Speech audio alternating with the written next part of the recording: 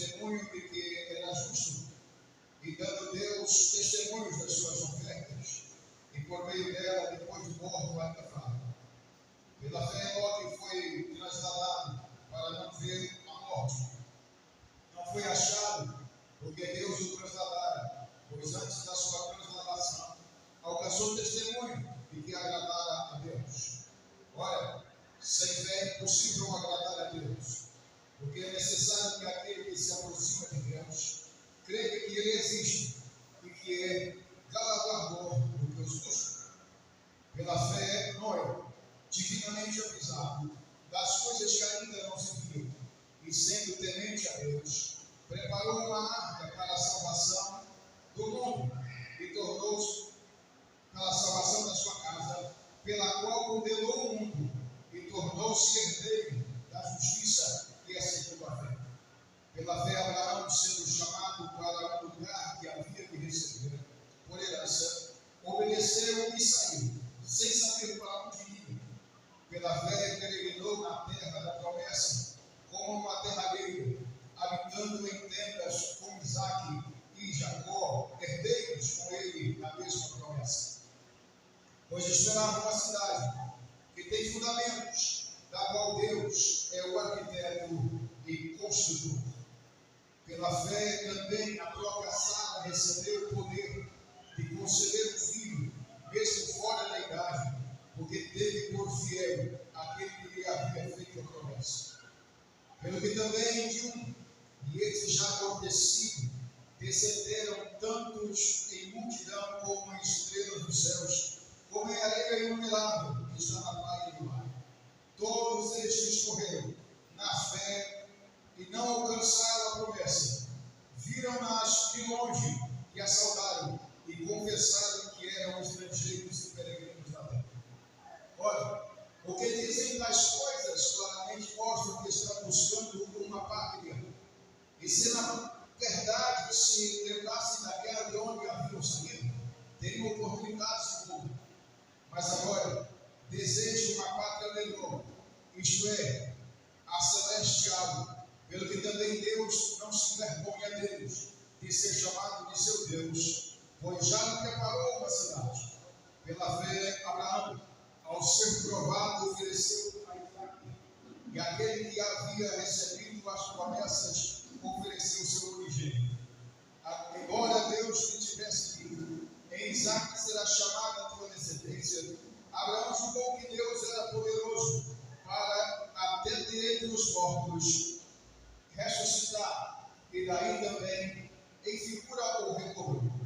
Pela fé, Isaque abençoou a Jacó e a Esaú no tocante às coisas futuras.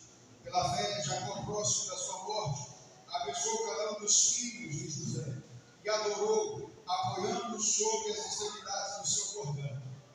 Pela fé, José, próximo da morte, fez menção da saída dos filhos de Israel e deu ordem acerca dos seus ossos. Pela fé, Moisés, logo ao nascer, foi instruído por seus pais durante 3 meses, porque viram que o menino era formoso e não temeram o decreto do rei. Pela fé, Moisés, sendo já homem, recusou ser chamado filho da filha de Faraó, escolhendo-lhe antes de ser maltratado como povo de Deus, de que por algum tempo, pelo gozo do pecado, teve por maiores riqueza o alvo de Cristo do que os tesouros do Egito, porque tinha em vista a recompensa.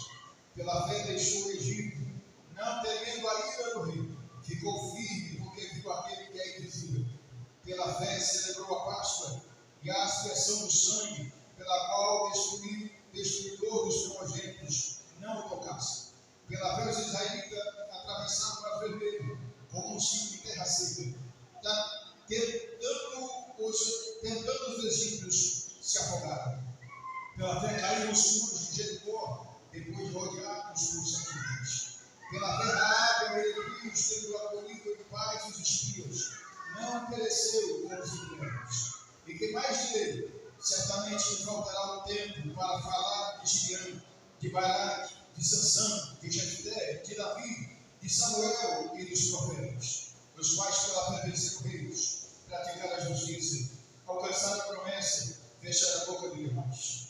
apagaram a força do fogo, escaparam a fio da espada, da fraqueza tiraram forças, e tornaram-se poderosos na batalha, e puseram em fuga exércitos de estrangeiros.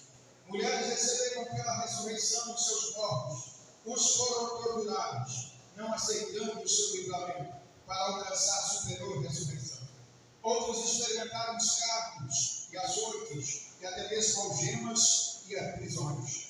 Foram apedrejados, foram tentados, foram cerrados pelo meio, foram mortos a fio da espada, andaram vestidos de peles e ovelhos, e de cabras, necessitados, aflitos e maltratados, dos quais o mundo não era digno, errantes pelo deserto, em montes e pelos covas e cavernas da terra.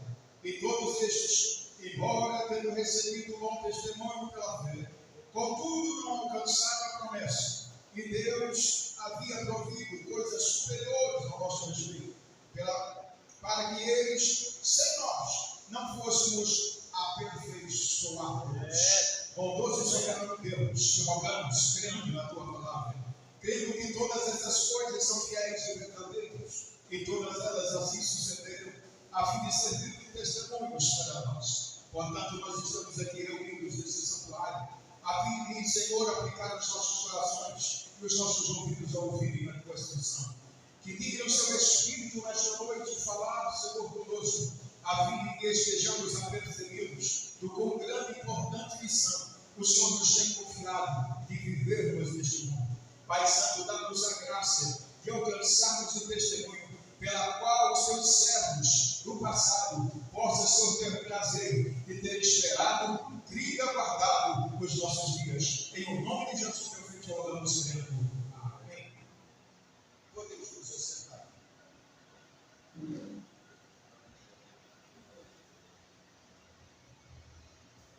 Meus irmãos, nós estamos diante de um testemunho histórico das Escrituras, do início até os dias do escritor aos Hebreus. Não quero aqui entrar em detalhes sobre a autoria do livro, ou citações e temas, porque não é me permitido devido ao tempo que temos para ministrar.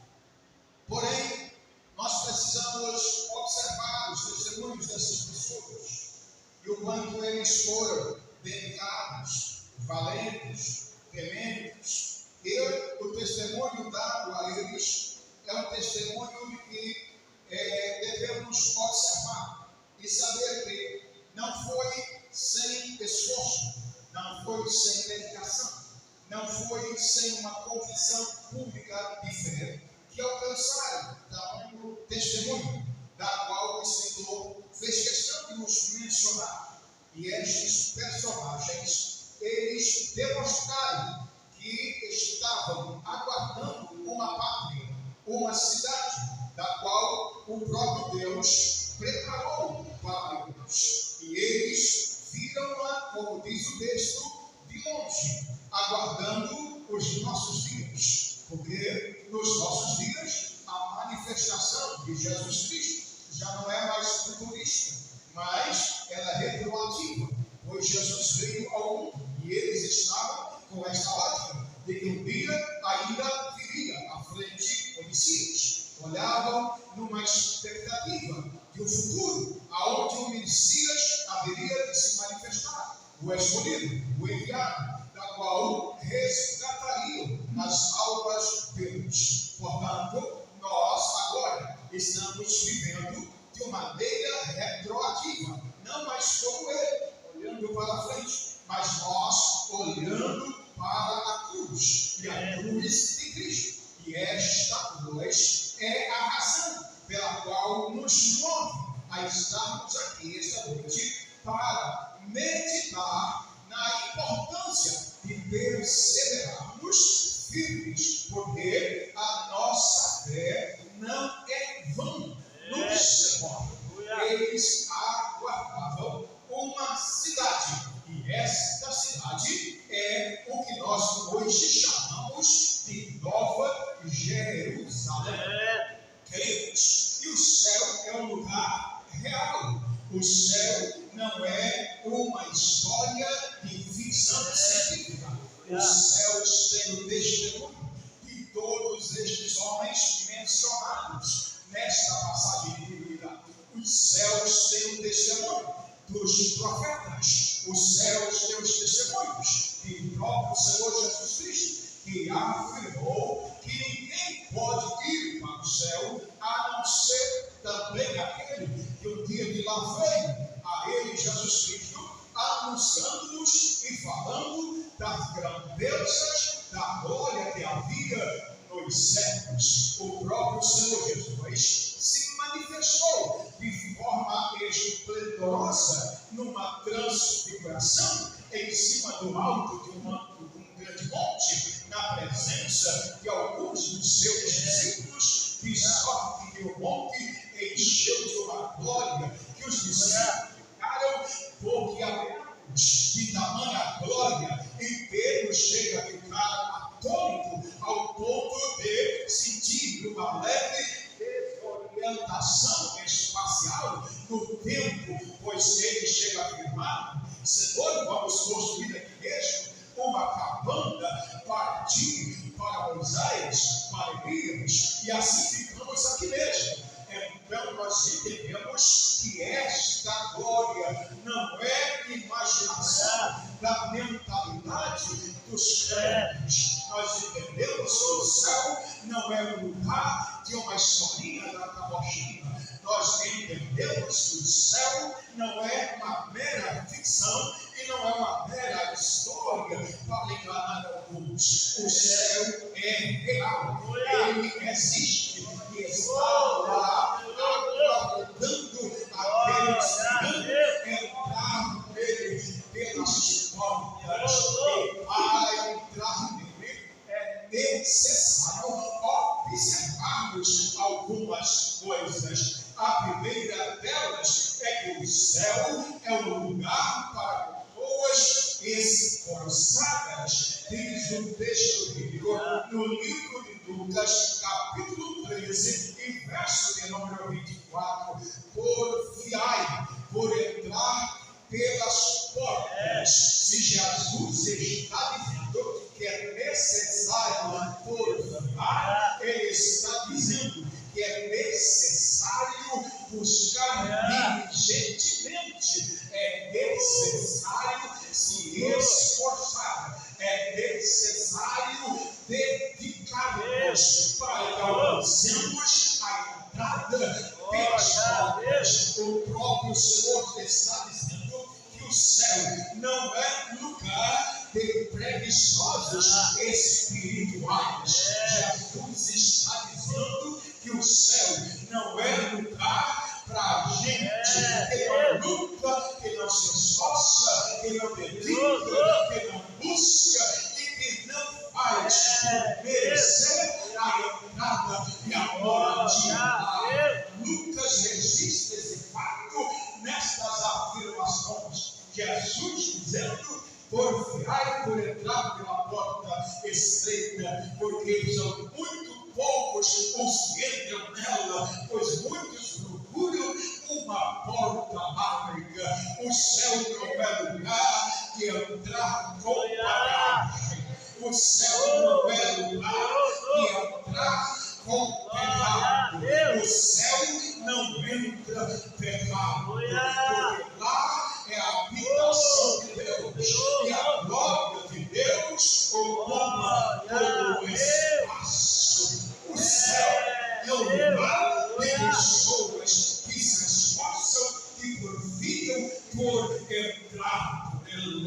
Segundo Mateus capítulo 11 e o verso 12, ele vai dizer que os céus é tomado à força. Diz o Senhor Jesus: desde o tempo de João o Batista se fez violência ao reino dos céus, e os esforçados se apoderam dele. Disse Jesus: o céu é um lugar de pessoas esforçadas. Você precisa entender que para ir para o céu, Deus está observando esforço, a sua dedicação para entrar.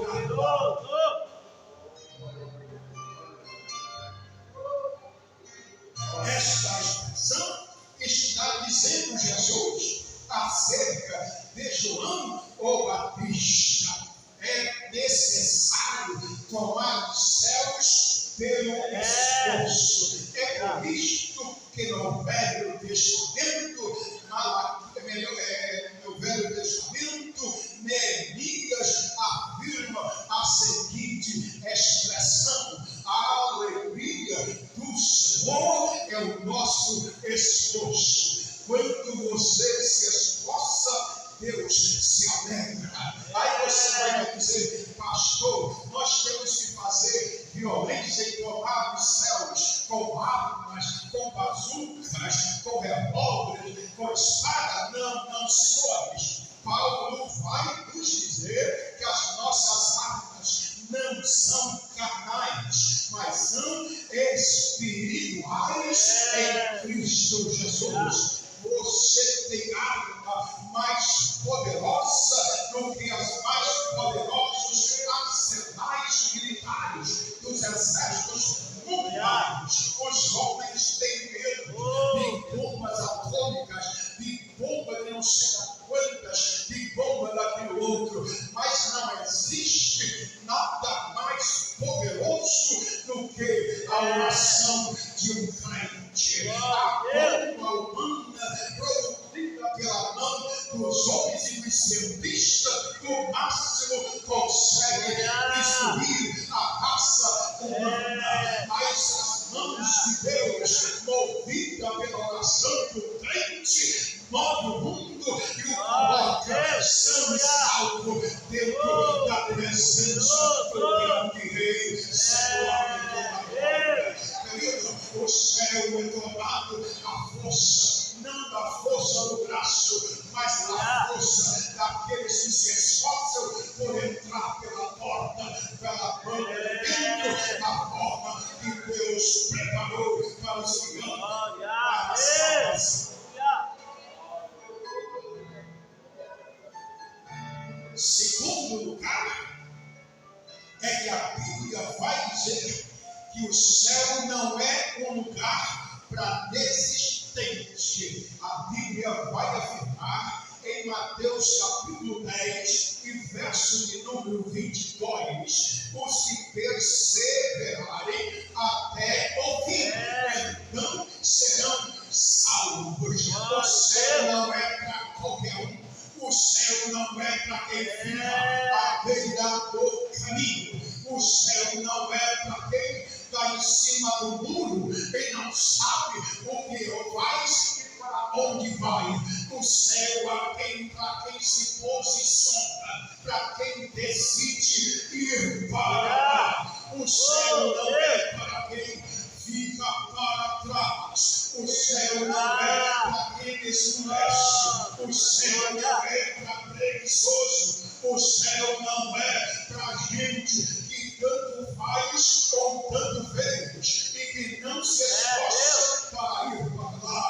Portanto, o que perseverar até o fim é que será salvo. Paulo vai afirmar: ninguém é coroado se não correr legitimamente até o fim da prova. Se você existe no metade do caminho, definitivamente o céu não é para você, mas levanta-te, posicione novamente.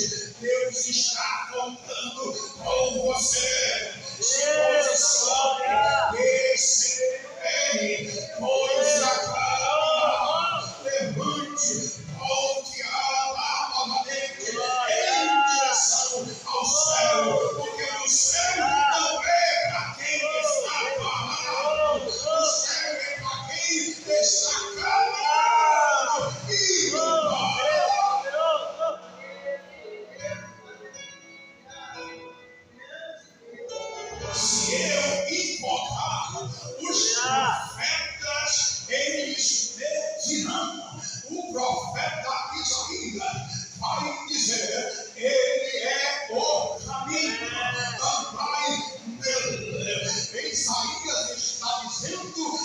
quem está em Cristo deve também andar por ele. Se você sentou, se você desistiu, se você sair desengrejado, sem posição, sem condição, não sabe para onde está indo, esta é uma mensagem para você. Cristo é o caminho, só chega ao lugar quem se põe a caminhar. Levanta, Deus, comece a andar, porque o céu lhe aguarda, a cama celestial espera, olha, põe novamente de pé e obedece a voz.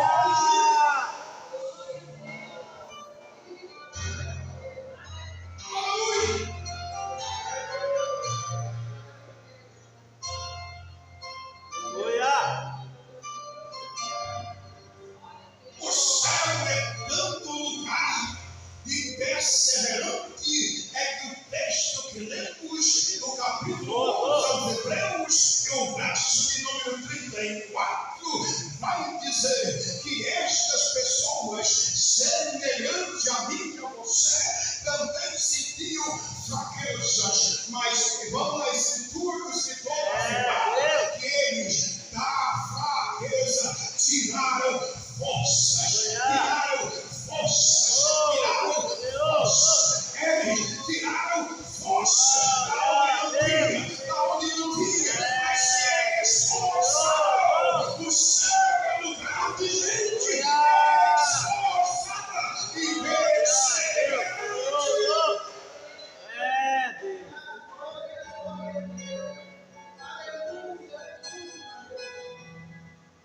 Se você disser para mim que você se sente mal, que você se sente fraco, que você não tem força, eu vou lhe dizer, eu lhe entendo, você não é o primeiro a sentir essas coisas, mas se você disser para mim que você não está indo para o céu porque não tem vontade, eu não lhe entendo, porque não existe lugar melhor do que lá. A presença do Pai, a presença do Filho, a presença do Espírito enche o céu e majestade de glória. O céu é lugar para gente que persevera, que tira a força da onde não tem, que vai arrastando, capelando, muitas vezes se arrastando na enfermidade, se arrastando na fraqueza, mas vai caminhando, perseverando, porque sabe aonde quer chegar.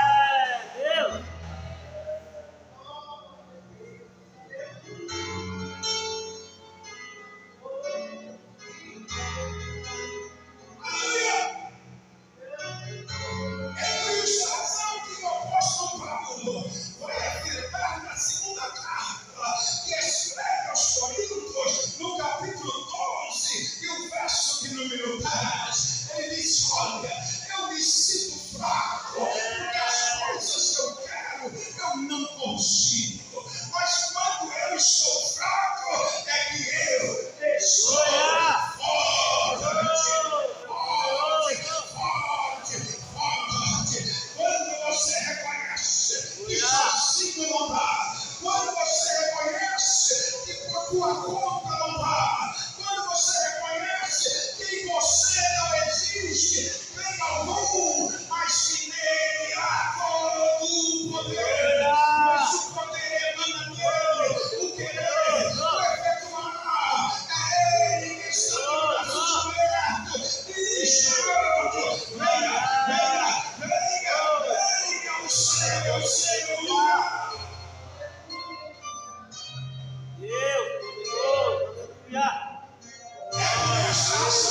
E Paulo escreve aos crentes de Filipos e vai dizer para aqueles que estão sentindo a dificuldade dos dias atuais, ele vai dizer: mas posso todas as coisas naquele que me fortalece. Você pode tudo, sem ele você não pode nada, mas com ele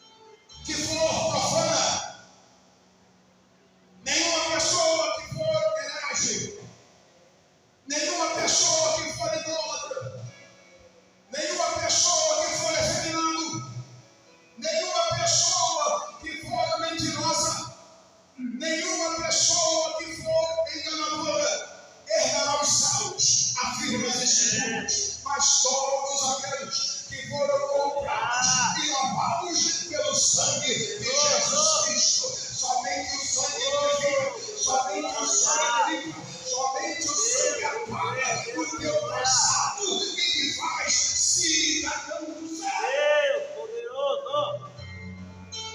Por isso o céu não é lugar para pessoas derrapadas.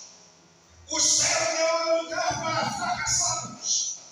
O céu não é lugar para desanimados. O céu é lugar para pessoas que estão decididas, convictas aonde querem chegar. Eles têm um norte, eles têm um lugar da qual enviaram as suas almas. Aquele que tudo faz, que tudo preparou para os seus, ele preparou para você uma cidade, uma pátria e muito breve vai buscar a sua igreja, vai buscar os salvos para adorar com ele, para toda a eternidade. O céu não é para qualquer um. Paulo escreve a Tito, o jovem pastor, e vai afirmar que a graça de nosso Senhor Jesus Cristo se há manifestada, trazendo salvação a todos os homens. Aí você diz, então, está dizendo que a salvação é a todos? Não, por quê? Porque a mesma graça que salva é a graça que te ensina a fazer duas coisas. Primeiro, ela nos ensina a abandonar toda a impiedade. Segundo, ela nos ensina a buscar o reino daquele que nos preparou. Todas as paixões mundanas ficam para trás. O céu é o lugar de salvo. É Deus. Se você está indo para os céus, é impossível você ler o texto que lemos em Hebreus e não te comover. É impossível você ouvir isso e imaginar que você vai entrar lá sem que nada tenha feito. Mesmo porque o Senhor Jesus afirma: guarda o que tens, para que ninguém tome a tua coroa. Há uma necessidade de vigilância e de guarda daquilo que Deus ofereceu.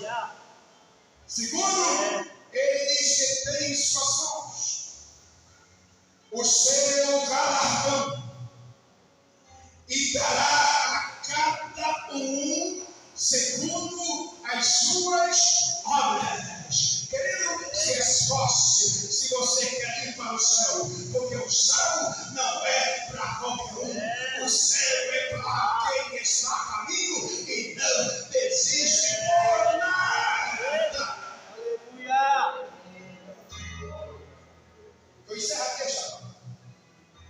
Que você possa ser tocado pelo Espírito e decidir o que você quer para a sua vida. Decidir aonde você quer chegar. Que você não saia sem um alvo. Que você não está vivendo por viver. Que você não é apenas um peso para o planeta. Que você não é apenas mais um no meio da sociedade. Que você não é um dos 8 milhões de habitantes existentes no mundo qualquer. Mas que você é um especial. Que Deus derramou o sangue de seu filho na cruz para restaurar a sua alma. Decida-se por Cristo.